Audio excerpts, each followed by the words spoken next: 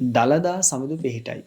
අද වෙනස්මාකාරයෙන් තමයි අපි වැඩසටහන ආරම්භ කරන්නේ. සාමාන්‍යයෙන් අපි සුපුරුදු පරිදි ආශිර්වාද කරන්නේ බුද්ධ ධම්ම සංඝ තුනුරුවනේ ආශිර්වාදයේ. ඉතින් අද අපි පටන් ගත්තේ දන්ත ධාතුන් වහන්සේගේ ආශිර්වාදයේ සීලුම දෙනාට ලැබේවා කියන අර්ථයෙන්. මේ දිනවල බොහෝ සෙයින් භික්ෂු සමාජය තුලත් බෞද්ධ ජනතාව තුලත් සාකච්ඡාවට භාජනය වෙනවා. ලෞතර බුදුරජාන් වහන්සේගේ දන්ත ධාතුන් වහන්සේ වන්දනාමාන කරන්න සෑහෙන කාලයකට පස්සේ අවස්ථාවක් ලැබෙනව කොයිතරම් භාග්‍යයක්ද කියලා. අනේ සාදු සාදු අපිත් ඒ පින ඒ විදිහටම අනුමෝදන් වෙනවා. අපේ සර්වඥයන් වහන්සේට ජීවමාන වෙන්නා වූ බුදු පියාණන් වහන්සේට වන්දනා කරන වන්දනාවක් විදිහට උන්වහන්සේගේ සර්වජාතුන් වහන්සේලා දැක බලා වන්දනාමාන කරන් තියනවා නම් ඒ මේ ලෝකේ අප ලබන උතුම් වූ භාග්‍යයක්. නමුත් අපිට ප්‍රශ්නයක් තියෙනවා. දළදා මාලිකාවේ වැඩ ඉන්නා වූ දන්ත ධාතුන් වහන්සේ මහ ජනතාවට ප්‍රදර්ශනය කිරීමට යන අවස්ථාව සහ කාලවකවානුව ගැන. මම හිතන්නේ අද පුංචි ඡන්දය ගැන මැතිවරණ කොමසාරිස්තුමා මාධ්‍යයට අදහස් දක්වලා තිබුණා. සාමාන්‍යයෙන් නාම යෝජනා බාර දීලා සති 5ක් විතර ගියාට පස්සේ තමයි මැතිවරණය පවත්වන්නේ. ඉතින් අපි ඒකත් එක ප්‍රස්තුතියක් විදිහට තියාගන්න ඉස්සරහට කතා කරන්න. ඊළඟ කාරණේ තමයි රටේ ජාතික ආරක්ෂාව පිළිබඳවත් යම් ගැටලුවක් තියෙනවා. මහා ජනකායක ඒකරාශී වෙනවා.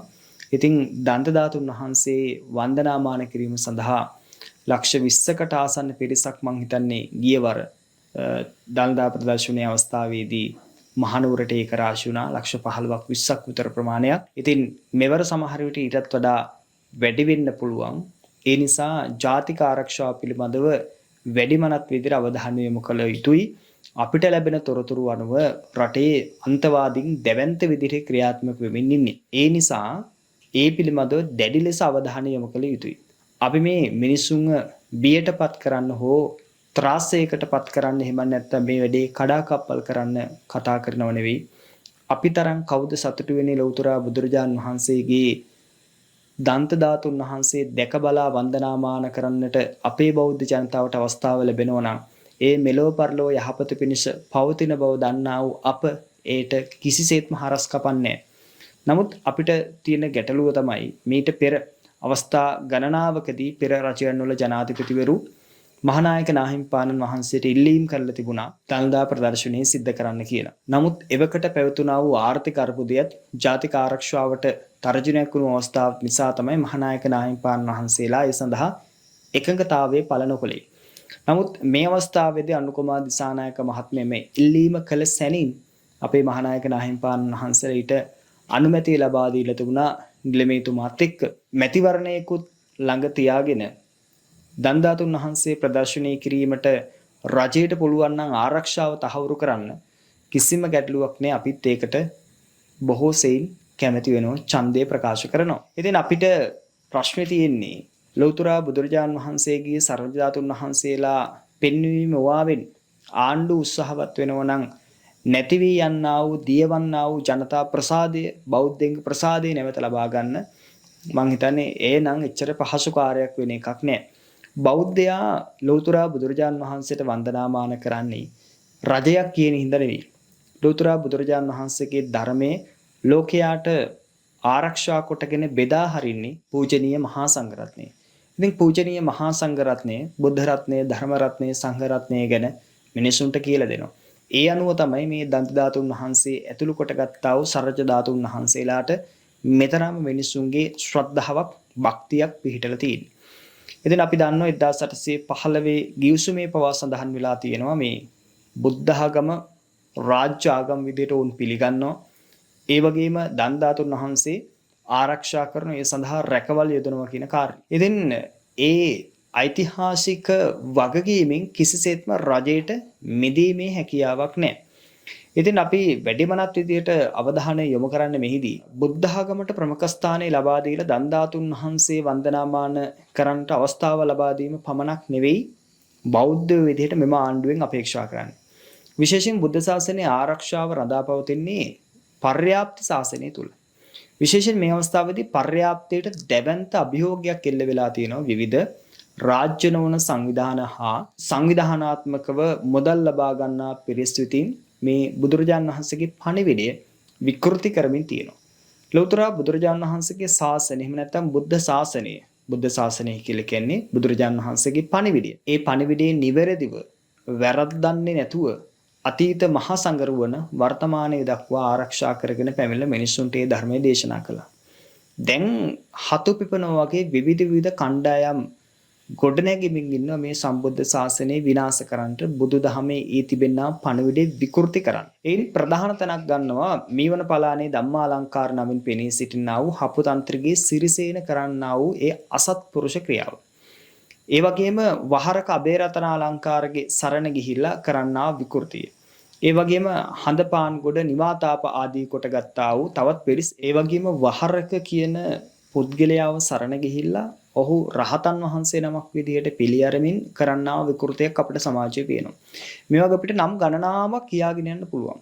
ඉතින් මේ ලෞතර බුදුරජාණන් වහන්සේගේ ශාසනය විකෘති කිරීමට එරෙහිව රජයේ නීති ප්‍රතිපාදන සකස් කරලා මහා සංඝරත්නයට ඒ සම්බුද්ධ ශාසනය ආරක්ෂා කරගන්නට බලය ලබා දෙන්න ඕනේ කියන කාරණේ අපි අදක ඊයක ඉඳන් නෙවෙයි කියන්නේ. ඈත ඉතිහාසයේ ඉඳන්ම අපි මේ කාරණේ කියනවා. ඔබ දකින්න ඇති සමාජ පිළිලෙන්නෝ භික්ෂූත්වයට නොගැලපෙන ආකාරයෙන් කටයුතු කරන. ඔවුන්ට විරුද්ධව විනය ක්‍රියාමාර්ග පූජනීය මහා සංඝරත්නයේ ගෞරවනීය මහානායක නාහිම්පාණන් වහන්සේලා ගත්තත් ඒ තීන්දුව ක්‍රියාවට නංවන්න අධිකරණ බලයක් භික්ෂුව සතුව නැහැ. ඉතින් ඒ නිසා තමයි මියවන පලානේ ධම්මාලංකාර නමින් පෙනී ඉන්න හපුතන්ත්‍රගේ සිරිසේන කියන පුද්ගලයා පවා සිවුරක් පොරවාගෙන මේ විදිහට කටයුතු කරමින් යන්නේ. දැන් අපිට පේනවා ගම්මානවල දැවැන්ත ගැටුම් නිර්මාණය වීම පවතන මොහුගේ මේ ක්‍රියාවන් එක්ක. ඒ වගේම බෞද්ධ සමාජයේ දෙකට කැඩෙනවා. එහෙනම් රජයේ විසින් කළ යුතු යන්නේ මූලික වශයෙන් සම්බුද්ධ ශාසනය ආරක්ෂා කරගන්න අවශ්‍ය නම් මේ මහානායක නාහිම්පාණන් වහන්සේලා සිව්නමම අත්සන්කල්ල ලබා දුන්නා වූ ඒ විහාර දේවාලගම් පන්තේ 42 වෙනි වගන්තිය සංශෝධනය කරලා දෙන එක.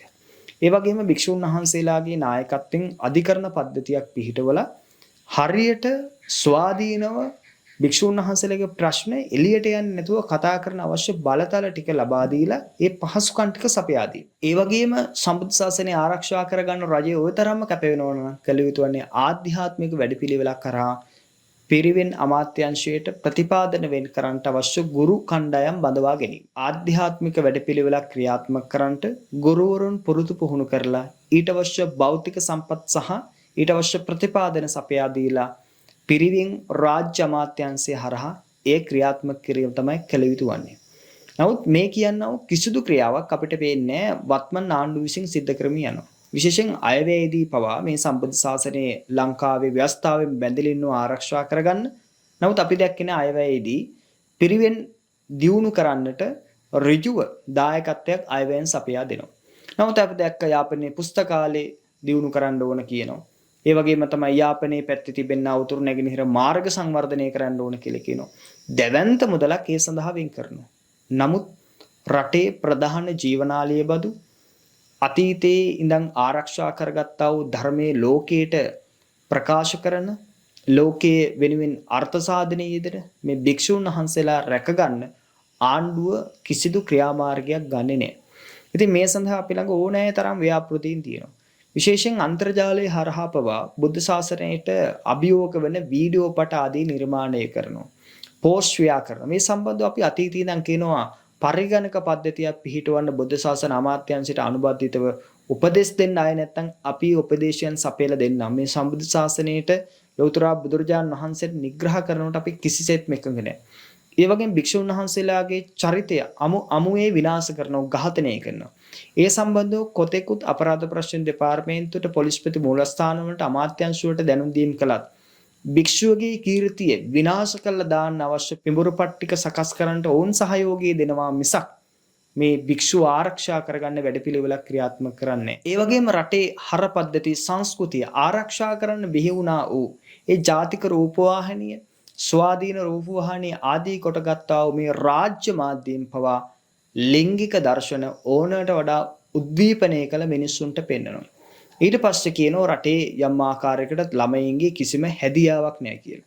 නමුත් රූපවාහිනී මාධ්‍ය තුල පාසල් තුල පෙම්බදින ඒ වගේම ලිංගිකත්වයට නැඹුරු වන ඒ වගේ විවිධාකාරයේ නොපෙන්විය යුතු දර්ශන මාධ්‍ය හරහා පෙන්වන අවශ්‍ය ඉඩ ප්‍රස්තාව ලබා දීලා තමයි කියන්නේ අපේ දරුවෝ ටික දැන් විනාශ වෙනවා කියලා. එහෙනම් දරුවන්ගේ ඉඳුරන් සංවර කරන්නට නම් රජයක් මැදිහත් වෙන්න ඕන. එහෙම නැත්නම් මේ රට විනාශ මුඛයෙන් විනාශ මුඛයටම යනවා. ඒ වගේම රාජ්‍යයක් පාලනය කිරීමේදී රජතුමා විසින් වත්මන් ජනාධිපතිවරයා විසින් සැලකිලිමත් විය යුතු කරුණු තියෙනවා. දසරාජ ධර්ම ඔහු උගත යුතුයි. ඒ අනුව රාජ්‍ය පාලනය කළ යුතුයි. සප්ත අපරිහානීය ධර්ම ඔහු උගත යුතුයි. ඒ අනුව රාජ්‍ය පාලනය කළ යුතුයි. සතර සංග්‍රහ වස්තුවෙන් ජනතාවට සංග්‍රහ කළ යුතුයි. නමුත් මේ කිසිදු ක්‍රියාවක් අපි දකින්නේ නැහැ එහෙම සිද්ධ වෙනවා කියලා. එහෙනම් අපිට පේනවා මේ හොදෙක් මැතිවරණයේ ජයග්‍රහණය කිරීම සඳහා සිද්ධ කරන්නා වූ දළදා ප්‍රදර්ශනයක්ද. එහෙ මොනොත් නම් සබා දහම කම්පා වේවි. මොකද සත්භාවයෙන් ලෞතර බුදුරජාණන් වහන්සේට සංග්‍රහ කරනවා නම් වන්දනාමාන කරනවා නම් ඒක කිසිදු ගැටලුවක් නැහැ. මොකද මේක අපි කතාවටත් කියන්නේ දෙවියන් බුදුන් වැඩ ඉන්න පුණ්‍ය භූමිය. මේ රට තියෙන්නේ සම්බුද්ධ ශාසනය ආරක්ෂා කරන්න. වෙන කිසිදු දෙයකට නෙවෙයි මේ රට තියෙන්නේ. ඒ වෙනුවෙන් තමයි සිංහලයේ හැමදාම සටන් කළා නම් සටන් කළේ මේ සම්බුද්ධ ශාසනය රකින්න. ඒ වෙනුවෙන් ජීවිතේ පූජා කරපු ආත්ම හරණයෙන් වැඩ කටයුතු කරන පිරිස තමයි භික්ෂු භික්ෂුණී උපාසක උපාසිකා කියන සිවණක් පිරිස. එහෙමනම් එය ලකු කොට තකනවා නම් තමන්ගේ හුදු මැතිවරණයක් ජයග්‍රහණය කිරීම සඳහා පමණක් දළදා වහන්සේ ප්‍රදර්ශනය කිරීම කරනවා නම් ඒට අනුමැතිය දුන්නා වූ කෙනාගේ පටන් ඉල්ලීම් කළා වූ කෙනා දක්වාම යම් ආකාරයකට දැවැන්ත ඛේදවාචකයකට ලක් වෙන්න පුළුවන්. අවසානයේදී දුක් විඳින අහිංසක ජනතාව අපි දැක්කා. උසස් පෙළ විභාගයේ කල් දාන්න කියලා කියද්දිත් ඒක නොකිරීම තුළ මහා දැවැන්ත ආකාරයකට ජනතාවට පීඩා විඳින්න උනා.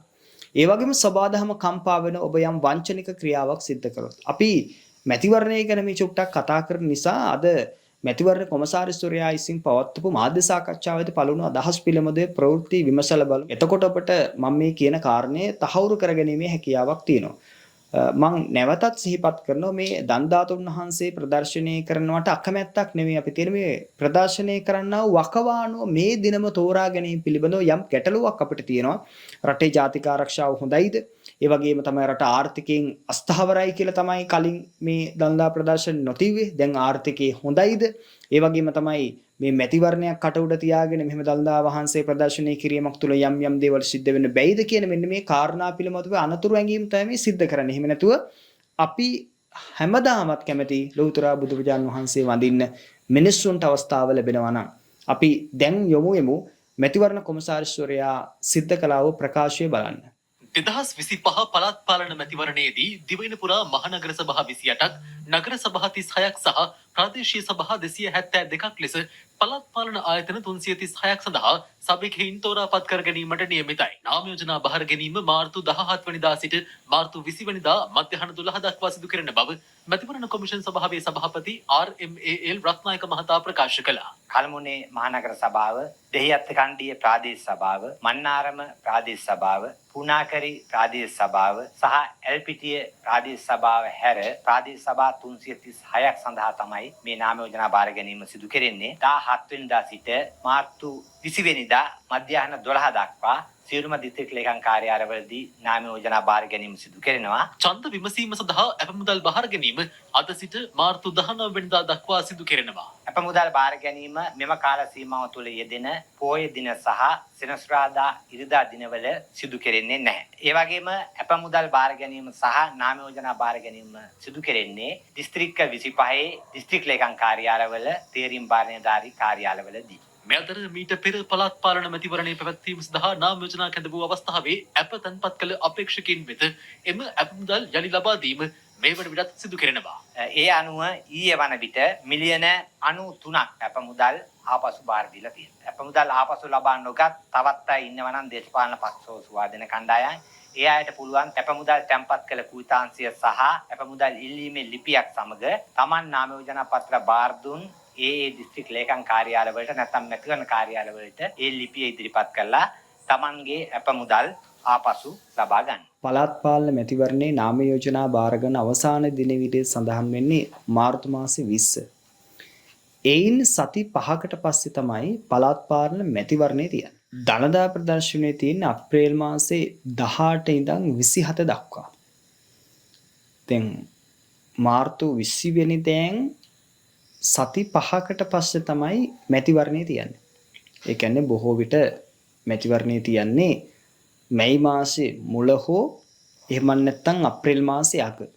එහෙමනම් දළදා ප්‍රදර්ශනයේ අවසානයත් එක්ක තමයි මැතිවරණය තියන්නේ. එතකොට අපිට යම් සාධාරණ සැකයක් ඇති වෙනවා. මේ දන්ත ධාතුන් වහන්සේ ප්‍රදර්ශනය කරන්නේ මොවුන්ගේ මැතිවරණ වේදිකාව තුළ මේ ප්‍රකාශයට පත් කරලා ඒ මතින් දේශපාලනය කරන්නද කියලා. මොකද මොවුන්ම තමයි කිව්වේ තක්කඩියන්ගේ අවසාන අමාත්‍යන්පල ආගමයි කියලා. අපි කියපෝ නෙවෙයි. ඒවා ජනතා විමුක්ති පෙරමුණ විසින් කියපුවා. ඒ වගේම ඉතිහාසයේ ඔවුන් දන් ධාතුන් වහන්සේ වැඩ වුණා වූ මාලිගාවට පහර දෙන්න ගියපු බව රහසක් නෙවෙයි. ඉතින් ඒ වැරදි තේරුම් අරගෙන නිවැරදි වීම සම්බන්ධවත් අපි සතුටු වෙන ඇත්තටම මේ නිවැරදි වීමක්ද එහෙමත් නැත්නම් රටේ මහා සංස්කෘතිය අභිමුව දන ගහන්න උපායශීලීව තමන්ගේ ඡන්ද ගොඩ වැඩි කරගන්න කරන ක්‍රියාවක්ද කියන එක පිළිබඳව අපි අවධානයෙන් ඉන්නේ. ඉතින් ඒ නිසා අපි මහ ජනතාවටත් සිහිපත් කරනවා මේ දේශපාලනය කියලා කියන්නේ අමුතු සූදුවක්. ඒ සූදුව තුළ අපි ඉත්තු විතරයි. ඒ නිසා ඔබගේ මෙලව පරලව දෙලව යථාර්ථයේ සකස් කර ගැනීම තමයි ඔබ විසින් කළ යුතු වන්නේ. අපිට මේ රාජ්‍ය පාලනය කරන්නේ Aද Bද Cද Dද කියන එක අපිට වැදගත් සාධකයක් නෙවෙයි. හැබැයි මේ පාලනය කරන පුද්ගලයා රටේ මහා සංස්කෘතිය හඳුනාගෙන සිංහල බෞද්ධයව ආරක්ෂා කරගන්න කටයුතු කරන්නේ නැත්තම් ඒ පාලන තන්ත්‍රයට එරෙහි වෙන්න අපි දෙවතාවක් කල්පනා කරන්නේ. මොකද අපිට වර්ෂ 2000කට පැරණි අතිශයින් සුන්දර වූ වර්ණවත් වූ මහා සංස්කෘතියක් තියෙනවා. ඒ සංස්කෘතිය තුළ තමයි අපි හැදුනේ. ඒ සංස්කෘතිය තුළ තමයි අපි වැඩුණේ. ඒ සංස්කෘතිය දකින්නට තමයි අද පව සංචාරකෝ ලංකාවට එන්නේ. සමහරවන සංස්කෘතිය මොකටද කියලා. එවන් සංස්කෘතියක් නොතිබුණා නම් ඩොලර්ස් රටට එන්නෙත් නැහැ. මහ ලොකුවට කතා කරන මොනෝ පෙන්නන්නද ඔය සමලිංගිකත්වයේ ගැන කතා කරන, නිරාගමිකත්වයේ ගැන කතා කරන, රැඩිකල් දේවල් ගැන කතා කරන මොනෝ බලන්නද ඕගොල්ලෝ කරපු කිසි නිර්මාණයක් තියෙනවද? අපේ මහා සංස්කෘතියේ ලෝගොඩ නැගුණු ඒ අනුරාධපුරයේ පොළොන්නරු ආදී කොට ගත්තා වූ ඒ ශිෂ්ටාචාරගත වුණා වූ ඒ මහා සංස්කෘතිය දැක බලා ගන්න තමයි සංචාරකෝ ලංකාවට මේ සුන්දරත්වයේ විඳින්න. අතීත රජවරු මේ දිවයින රැක්ක තමන්ගේ පණ වගේ. ඒ පණ වගේ රැක්කා වූ දිවයින නිසා තමයි මේ තරම් ගහකොළ සතාසිව්පව රටේ ඉතුරුනේ. නමුත් අද වෙන විට ගහකොළ සතාසිව්පවට ආදරේ නොකරන පිරිසක් බිහි වෙලා තියෙනවා. හති වැටලේ තියෙන යුරෝපීය සමාජයේ මේ කර්මාන්ත විප්ලවයත් සමග ලබාගත්තා වූ ඊනියා දියුණුව ඔස්සේ ගිහිල්ලා වුන් හති වැටලා ඉන්නේ. ඉතින් මේ හති වැටුණු හති වැටීම කොයිතරම්ද කියනවනම් දැන් වුන් කතා කරන්නේ කොළ ආර්ථිකයක් ගැන. එහෙම නැත්නම් ග්‍රීන් ඩෙවලොප්මන්ට් එකක් ගැන. ඉතින් මේ දියුණුව අතීතයේ අපිට තිබුණු දේ. ඒ දේ රැකගන්න තමයි අපි මෙච්චර සටන් කරන්නේ. විශේෂයෙන් උතුරු නැගෙනහිර කියලා කියන්නේ අපේ ශේම භූමිය. නැගෙනහිර විශේෂයෙන් අපේ ආහාර මල්ල අපිට යම් සැකයක් ඇති වෙනවා. මේ යන දේවලුත් එක්ක පස්සේ කාලෙක තව ටික කාලෙකින් නැගෙනහිර ප්‍රදේශයේ ඊටා සියුම්ම ක්‍රියාත්මක වෙන ඒ ඉස්ලාම් අන්තවාදී ක්‍රියාත් එක්ක ඊළඟ පලස්තීනය නැගෙනහිර වෙයිද කියලා. ඉතින් මේ අනතුරුකින් කරන්නේ සාක්ෂි සාධක සහිතව. ඉතින් අපිට ලැබෙන තොරතුරුත් එක්ක ඉතින් අපි සිහිපත් කරනවා මේ සම්බුද්ධ ශාසනය ආරක්ෂා කර ගැනීම ඔබගේත් මාගේත් සතු පරම අයිතිය සහ පරම වගකීම. ඒ වගකීමෙන් ඔබටත් මාටත් මිදෙන්න බෑ. මේ රටේ ඉපදුනා නම් සිංහලෙක් ඔහුගේ උරුමය තමයි මේ සම්බුද්ධ ශාසනය දවසක් හෝ ඉදිරි අනාගත පරම්පරාවට රැකගන්න තමන්ගේ ශක්ති ප්‍රමාණයෙන් කැපවීම. ඒ සමහර විට පැවිදිලා ගුණදහම් පුරමින් වනගතව දුතහංගධාරීව භාවනා කරන භික්ෂුවක් වෙන්න පුළුවන්. එහෙම නැත්නම් ග්‍රාම වාසීව ගම සංවිධානය කරමින් ගමට නායකත්වය දෙමින් කටයුතු කරන ග්‍රාම වාසී භික්ෂුවක් වෙන්න පුළුවන්. එහෙම නැත්නම් සීලවන්තව ගුණවන්තව කටයුතු කරන මෙහෙණින් වහන්සේ නමක් වෙන්න පුළුවන්. එහෙම නැත්නම් සීලවන්තව ගුණවන්තව ප්‍රතිපත්ති පුරමින් අමුදරුවන් පෝෂණය කරමින් සංඝයාද රැක බලා ගන්නා උපාසක උපාසිකාවක් වෙන්න පුළුවන්. මේ සිව්වනක් පිරිසම මේ සම්බුද්ධ ශාසනය ආරක්ෂා කර ගැනීමට බැඳිලා ඉන්නවා. ඒ බැඳීම් යම් කෙනෙක් කැඩුවොත් එහි විපාකයත් ඔහුට අත් වෙන්න නියමිතයි. ඒ නිසා දන්ත ධාතුන් වහන්සේ ප්‍රදර්ශනය කරන්න. ඒක හොඳයි. ඒක සාදු සම්මතයි. හැබැයි ඒ තුලින් දේශපාලනය කරන්න හදන්න එපා. එහෙම වුණොත් සබා දහමෙන් විපාක දෙනකොට උසාවිවල නඩු අහන්නේ නැහැ. තීන්දුව විතරයි එන්නේ. ඒ තීන්දුව මොන ආකාරයෙන් ක්‍රියාත්මක වෙයිද කියන කාරණය ඔබට සිතා ගන්නටවත් බැරි වේවි. ඒ නිසා ලෞතර බුදුරජාන් වහන්සේගේ සෙවණේ හැදෙන අපි ආශිර්වාද කරන්නේ කිසිදු විපතක් මේ රටට නොවේවා, පාලකයෝ දැහැම් වේවා, හැමෝටම දලදා සමුදු පිහිටයි.